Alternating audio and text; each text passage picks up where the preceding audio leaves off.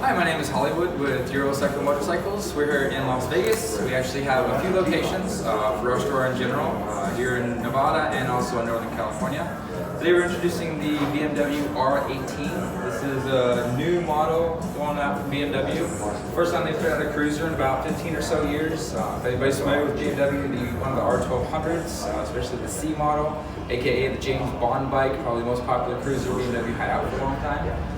So then they came out with this one, 1802 cc's. It is a twin spark motor. Does have fuel cutoff, so you can let off the throttle, and does have engine braking. It's built into the ECU. Really comfortable bike. It's got a long chassis to it, so it's very comfortable and stable on long drives. Still very manageable in turns as well. And also a shaft drive, so obviously your maintenance is way down, and also makes it a lot smoother transition between gears. Nuance to riding it too. When you're riding it, you've ridden a shaft bike before. Going from neutral to first is the exact opposite effect a lot of people on Hurleys have going from first to neutral. Sometimes it doesn't want to go in, give that little rock, it puts right in, it makes it nice and smooth. From then on, shifting gears is very transitional, and it's very equal for each of it. It's got a little bit of a pull out the handlebars too, so it makes it comfortable. Obviously, handlebars are accessible to the gas. That's got a pretty decent sized gas tank, but as far as a long-term cruiser, it's not going to go super long, but you can get a little bit more out than you would some of the other smaller P-tanks like in sports cruisers and stuff. So these start at 21. They go up based on the pricing. The first ones that came out, and that's what ones we're looking at here, are the first editions. The first editions are minor things, cruise control being one of them. So cruise control doesn't come out until the second edition, which will be about $1,000 more when that model releases. It also does have the front telescoping forks, makes it a little bit more cruiser oriented, has a little bit more feel to it. They did not go with their BMW patented tail lever front end, which would just not work with the braking this bike has on it. But balance-wise, it's actually fairly comfortable. It doesn't feel that heavy. It's only about 760 pounds, so holding it upright, moving it around, it's pretty balanced. The center of gravity is nice and low. And you can see I'm 6'2", and these cylinders are nowhere near in my way.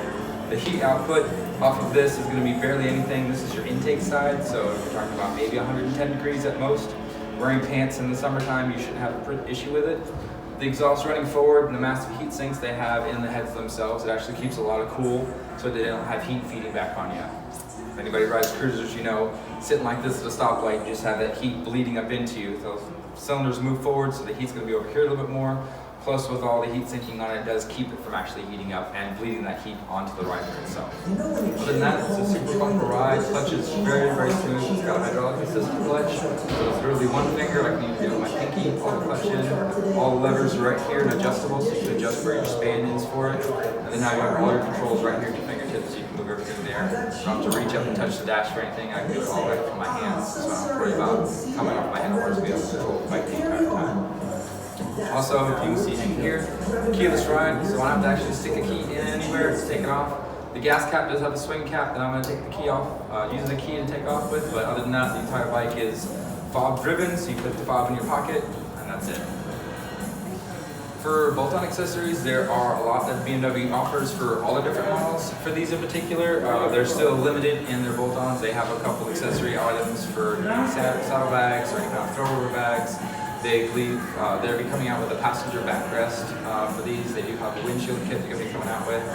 Obviously, odd net accessories you can get different margins, both BMW and Apple. Now, all the boring stuff is done. Let's mention the most important feature. Number one, looks badass. Number two, 3 rider modes: rock, roll, and rain. You can look badass and actually have a button to go rock, roll, or rain, which the rain one's not as cool as the rock and roll, but BMW actually programmed that into the rider modes of this bike.